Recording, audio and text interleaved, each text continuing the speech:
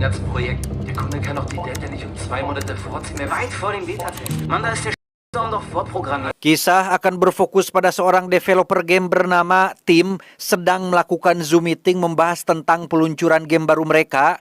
Namun di tengah deadline yang semakin dekat, sinyal tiba-tiba jut-jet yang membuat Tim tidak bisa menyelesaikan pekerjaannya dan harus pasrah menunggu petugas wifi memperbaikinya. Wir brauchen...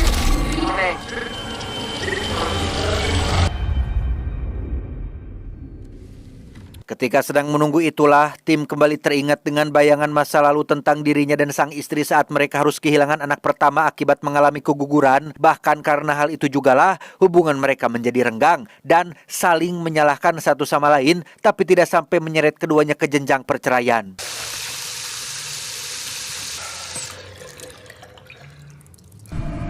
Hey! Dan inilah sang istri yang bernama Olivia. Melihat suaminya sedang mumet karena game yang dibuat tak kunjung rampung, ia mengajak Tim makan di luar sambil menunggu sinyal kembali normal. Secara kebetulan, mereka berpapasan dengan tetangga kamar bernama Anton yang tampak buru-buru entah karena apa, termasuk sang pemilik apartemen yaitu Friedman, dan langsung menanyakan penyebab kepada beliau. Großbrand in der Hafen City.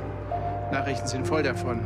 Setelah dijelaskan bahwa Friedman juga tidak tahu, mereka dikejutkan dengan beberapa helikopter damkar yang melintas menuju sebuah pusat kebakaran. Friedman menjelaskan jika tadi pagi telah terjadi ledakan hebat di sebuah pelabuhan tak jauh dari wilayah apartemen mereka.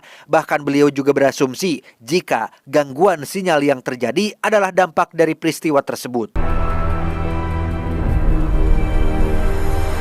Dikira akan pergi ke restoran, Olivia membawa Tim makan di mobil van yang baru saja diambil dari bengkel. Dengan fakta bahwa hubungan mereka sedang tidak baik-baik saja, ia mengalah dengan egonya dan mengajak Tim pindah ke Paris malam ini juga. Bahkan Olivia rela bekerja demi bisa memulai kembali hidup baru. Namun karena Tim heras hulu dan lebih mementingkan pekerjaan, ia pun meminta waktu sampai gamenya selesai dirilis.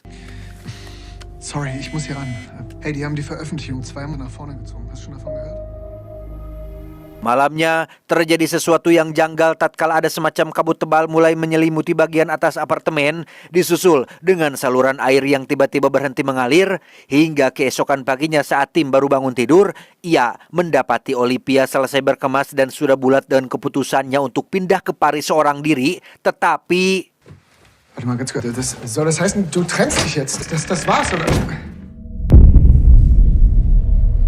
Ya, entah lelucon macam apa yang sedang terjadi. Pintu keluar yang tadinya normal kini sudah tertutup rapat oleh benda padat hitam seperti tumpukan batu bata dengan pola tidak teratur. Sempat memeriksa CCTV namun hanya menampilkan gambar gelap. Tim kembali dibuat terkejut saat mengetahui jika seluruh ruangan sudah tertutup tembok hitam yang entah benda apa itu.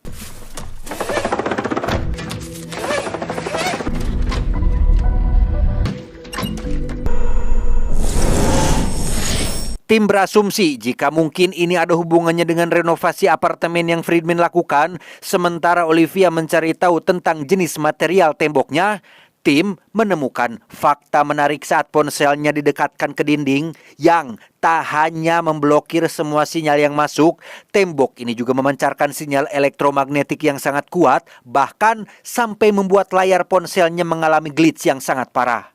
Das ist kein Flüssignet. Was ist das für ein Material? Warum baut man so eine Wand? Penasaran dengan benda hitam pekat yang ada di hadapannya, Olivia mengambil sebuah bor dan mencoba untuk membobolnya, tetapi...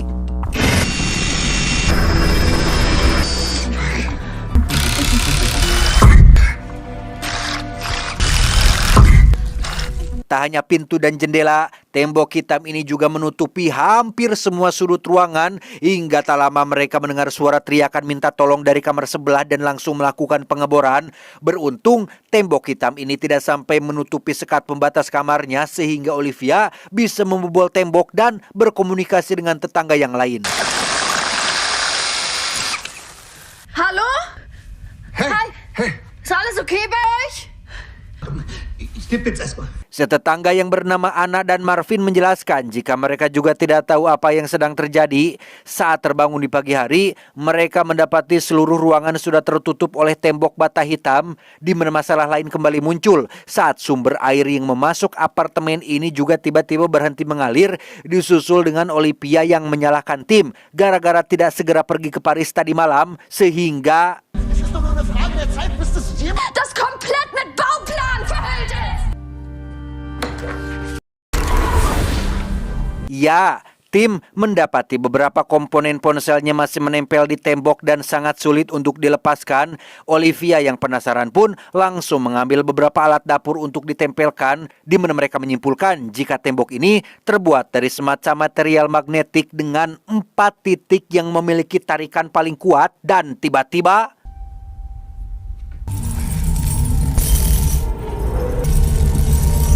Runter!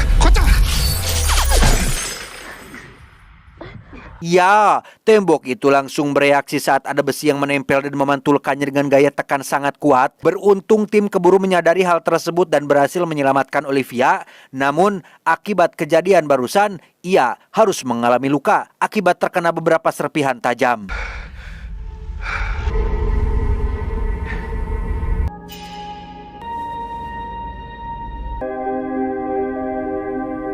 Tak lama mereka mendengar Ana yang berteriak minta tolong, sehingga dengan cepat tim dan Olivia membongkar tembok sekat pembatas dan mendapati Ana sudah terbujur lemas di pinggir kasur. Entah apa yang baru saja terjadi, Marvin tiba-tiba muncul dari belakang dan menyerang tim yang sedang lengah, sehingga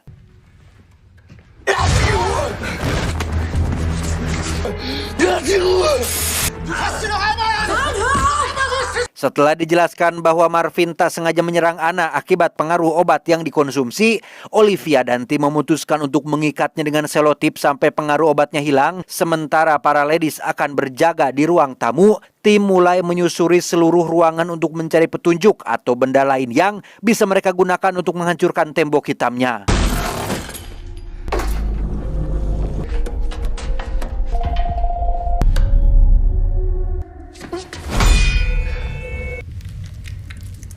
Gagal dengan martil, Olivia baru ingat jika di bawah apartemen ini terdapat bunker rahasia bekas Perang Dunia Kedua yang terhubung langsung ke jaringan metro alias jalan raya lama yang sudah tak terpakai. Namun untuk bisa sampai ke sana, mereka harus membongkar sekitar 4 lantai dari kamar Marvin saat ini.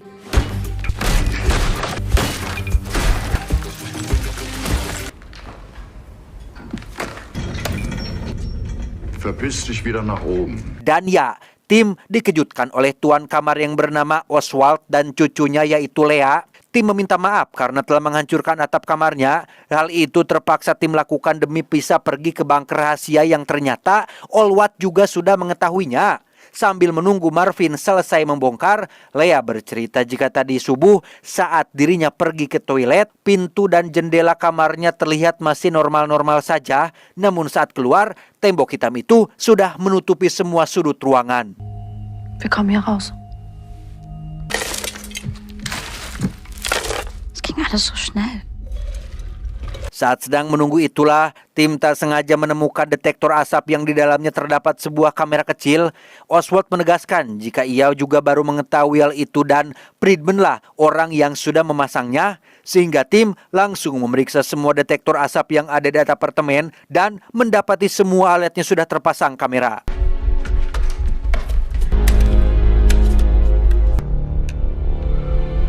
Da sitzen irgendwelche superreichen Wichser. Und euer Vermieter ist der Game Master. Ja, so sieht's aus. Curiga jika Friedman adalah dalang dari semua ini, Olivia menunjukkan lokasi kamar beliau yang kebetulan bersebelahan dengan kamar milik Oswald. Selesai membongkar sekat pembatas, mereka dikejutkan dengan penemuan mayat Friedman sudah bersimbah darah dengan kedua lengan yang hilang entah kemana, termasuk ponsel miliknya yang masih menyala dalam keadaan mode kamera.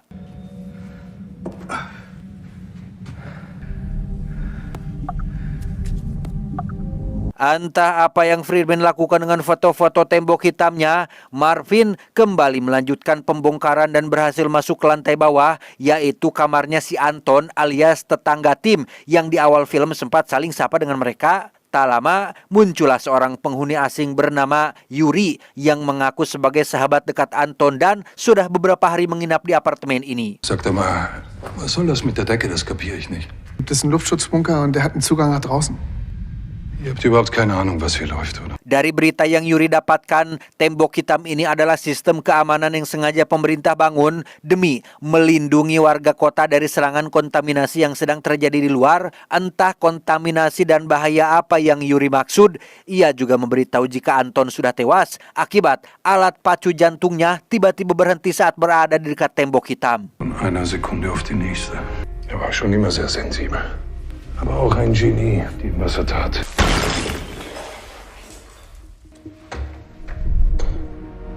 Dan inilah bunker yang dimaksud. Mereka pun bisa sedikit bernapas lega karena apa yang Olivia katakan tentang bunker ini ada benar adanya. Menggunakan martil yang sedari tadi mereka bawa, Olivia mulai menghancurkan besi gembok penghalang agar bisa secepatnya keluar dari sini. Tapi tebak, apa yang mereka temukan di luar?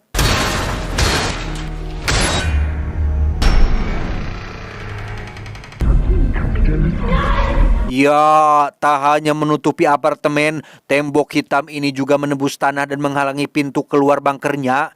Muak dengan semua kebuntuan yang mereka alami, Marvin merebut palu dan memukul-mukulkannya pada tembok, padahal jelas-jelas itu percuma saja. Di mana aksinya seketika terhenti saat si kakek menenangkan Marvin sambil menundukkan pistolnya, tetapi...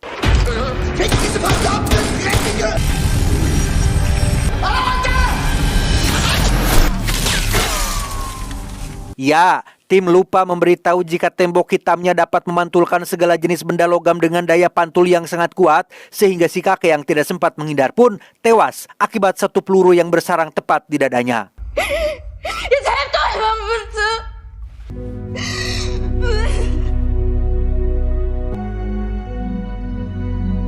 Dengan fakta bahwa tak ada jalan keluar selain mengetahui cara membuka tembok hitamnya, tim mengajak Marvin dan anak kembali ke kamar Friedman untuk mencari petunjuk. Sementara Olivia dan Lea, mereka akan melakukan pencarian di kamar Anton. Tak lama, Lea menemukan beberapa sketsa berisi gambar dari tembok hitamnya, termasuk kartu nama Anton yang merupakan seorang programmer di perusahaan bernama Epsilon Nano Defense. Nano Defense? Epsilon Nano Defense? Er war ein Programmierer. Entah perusahaan bidang apa yang Anton geluti, namun dari tumpukan kertas berisi gambar polanya, mereka yakin jika Anton, Epsilon Nano Defense dan tembok ini masih memiliki kesinambungan.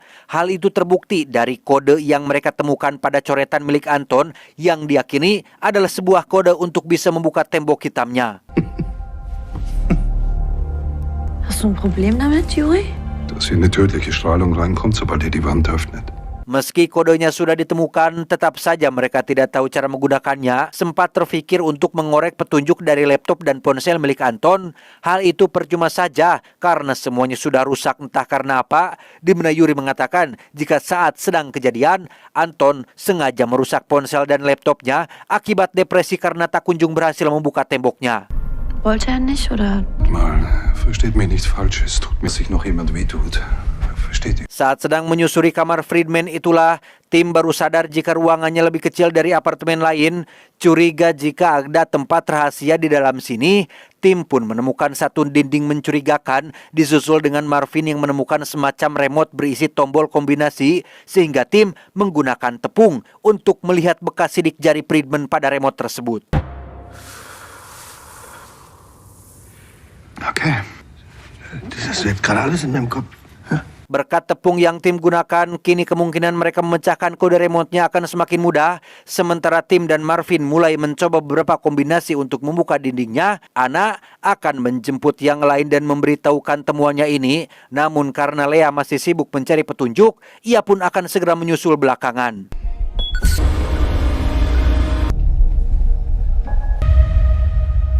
Ich hab dir gesagt, es ist ein Todesspiel. Dan inilah ruang rahasia milik Friedman. Terdapat banyak sekali monitor CCTV yang digunakan untuk menguntit para penghuni apartemen. Namun yang jadi pertanyaan adalah, jika Friedman memang dalang dari semua ini, bagaimana ia bisa tewas lebih dulu? Dan di mana bekas kedua potongan tangannya berada? Klick da mal drauf. Dengan cepat tim memeriksa satu persatu rekaman untuk melihat bagaimana tembok hitam ini bisa muncul secara tiba-tiba dan menutup semua apartemen dalam waktu singkat, di mana tim akan sangat dibuat terkejut dengan teknologi canggih yang baru saja ia lihat karena ternyata tembok hitam ini terbentuk dari jutaan partikel nanomagnetik yang menyatu seperti sebuah hologram dan membentuk tembok padat seperti yang mereka lihat saat ini.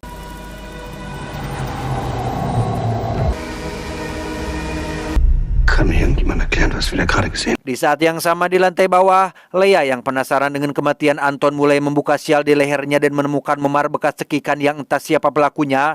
Tapi saat tim sedang memeriksa CCTV di kamar Anton, mereka baru sadar jika Yuri tidak ada di sana. Marvin yang mulai curiga jika ada yang tidak beres dengan Yuri pun segera pergi ke kamar Anton untuk memeriksa keadaan Lea.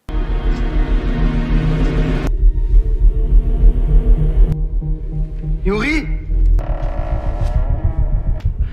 Was machst du da?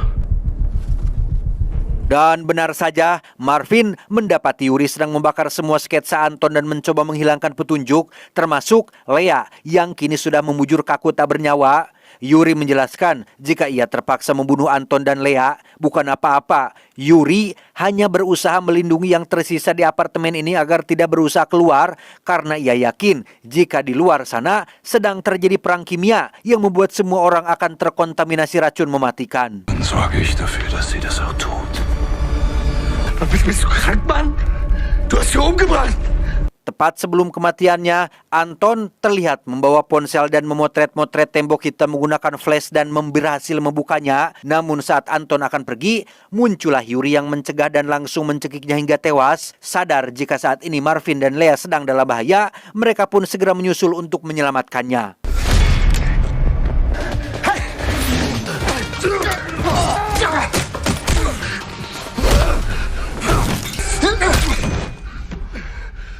Sambil menunggu Yuri sadar, tim dan Olivia kembali mencari petunjuk dari sisa kertas yang terbakar. Tim cukup dibuat heran dengan Anton yang mengetahui kode pembukanya. Namun setelah mengecek kembali kartu nama Anton dan lokasi kantor Epsilon berada, tim baru ingat jika ledakan di pelabuhan pagi kemarin berada di lokasi yang sama dengan tempat Anton bekerja. Curiga jika tembok hitam ini adalah program buatan Epsilon, mereka pun langsung menanyakannya kepada si Yuri ini. Aufwachen, du Arsch. Haben die Wand gebaut?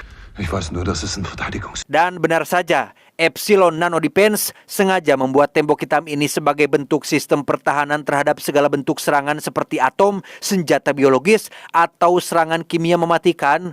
Berbeda dengan Yuri yang meyakini bahwa saat ini di luar sedang terjadi peperangan, Anton justru menganggap jika ini adalah malfungsi sistem akibat dampak dari ledakan yang terjadi di pelabuhan, sehingga ketika Anton berhasil membukanya dan akan mengkonfirmasi langsung pada pihak perusahaan, Yuri yang sejak awal parnoan pun dengan tega membunuh Anton hanya demi keselamatannya sendiri. Aber du glaubst, es ist ein Ernstfall.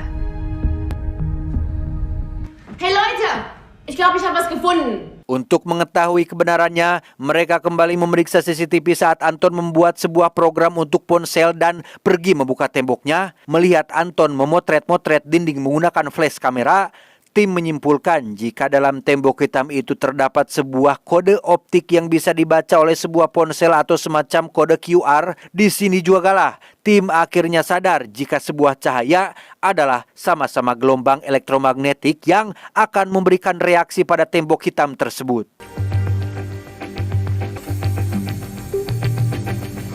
Wir brauchen sein Handy. Karena Yuri sudah merusak laptop dan ponsel milik Anton, tim yang pada dasarnya sama-sama seorang programmer pun mencoba untuk mengambil data dari ponsel Anton yang rusak dan menggunakan laptop milik Friedman untuk membuat ulang programnya ke dalam ponsel Anna dan kembali ke tembok hitam untuk melakukan pengujian.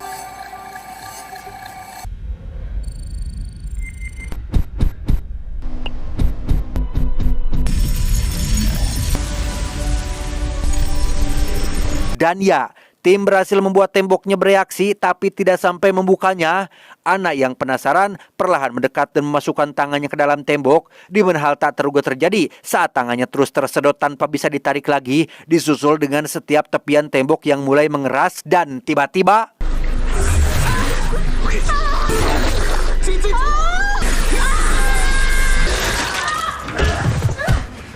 Ya, tubuh Anna terpotong menjadi dua akibat tersedot oleh tembok hitamnya, di mana Yuri hanya bisa tertawa karena mereka tidak mau mendengarkannya. Marvin yang kesal pun langsung menembaknya saat itu juga dan memutuskan bundir setelah sadar bahwa dirinya sudah tidak punya siapa-siapa lagi.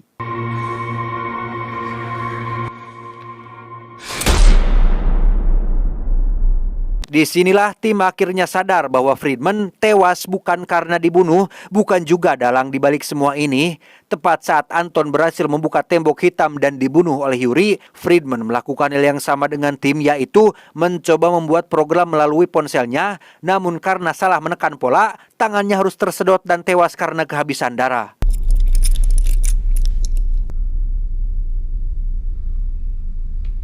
Beberapa saat merenung setelah kematian rekan-rekan mereka, Tim dan Olivia kembali memutar otak untuk memecahkan kodenya. Dengan fakta bahwa mereka tidak bisa asal pencet, Olivia sadar bahwa setiap tombol yang ditekan akan mengeluarkan jumlah kilatan cahaya yang berbeda, sehingga mereka kembali memeriksa CCTV Anton untuk menyesuaikan urutan tombolnya. Die unterste. 2, von der hier ausgehend im Uhrzeigersinn. Beres memecahkan urutan tombolnya, Tim dan Olivia kembali ke bawah untuk membuka temboknya. Namun yang mereka tidak sadar adalah Yuri masih hidup karena tembakan yang Marvin layangkan ternyata tidak tepat mengenai jantungnya, sehingga... Ready?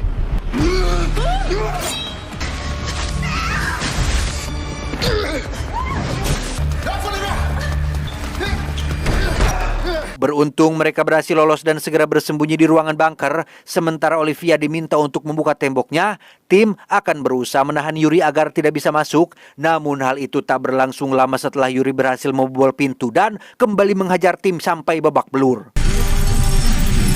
Sie öffnet sich! Sie geht auf!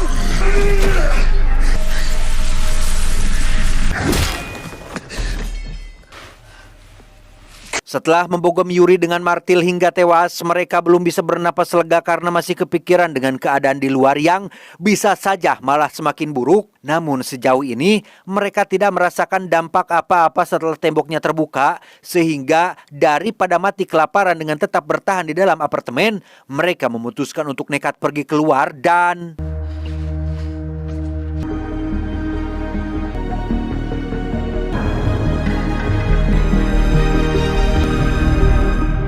Ya, tidak ada perang nuklir, tidak ada serangan biologis, tidak ada gas kimia berbahaya. Yang ada hanya bangunan-bangunan yang sudah tertutup rapat oleh tembok hitam. Setelah memutar radio di dalam mobil, akhirnya terungkaplah bahwa peristiwa ini murni akibat kebakaran di Epsilon Nano Defense yang tak sengaja mengaktifkan pertahanan rahasia alias tembok hitam yang mengurung hampir semua kota di wilayah ini. Tamat, ending yang sangat mengsalahpahamkan. Pesan yang bisa kita ambil dari film ini adalah mulailah menantang asumsi Anda sendiri, karena asumsi Anda adalah jendela Anda di dunia. Gosok mereka sesekali atau cahayanya tidak akan masuk sama sekali. Saya John mewakili jajaran direksi IQ7 yang mengucapkan terima kasih dan sampai jumpa di video selanjutnya. Adios. Hahehoheng, hahehoheng.